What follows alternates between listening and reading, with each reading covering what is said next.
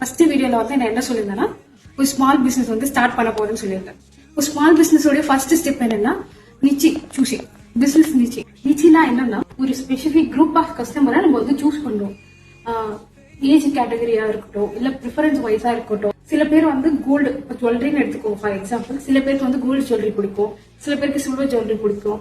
க்ளோத்ஸ்ல பாத்தீங்கன்னா சில பேருக்கு வெஸ்டர்ன் பிடிக்கும், சில பேருக்கு வந்து ட்ரெடிஷனல் பிடிக்கும். இந்த மாதிரி ஒவ்வொரு பர்சனுக்கும் ப்ரிஃபரன்ஸ் மாறும், ஸ்பெசிபிகேஷன் மாறும். ஸோ நம்மள வந்து எந்த கஸ்டமரை வந்து நம்ம டார்கெட் பண்ண போறோம் அப்படின்றத சூஸ் பண்றதுக்கு நிச்சி.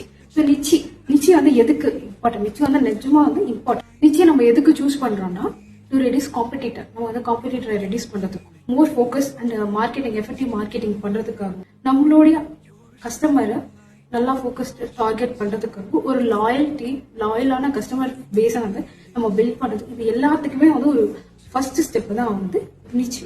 நானும் வந்து என்னோட நிச்சியை சூஸ் பண்ணிட்டேன். இது வந்து நெக்ஸ்ட் வீடியோல வந்து நான் ரிவீல் பண்ணேன்.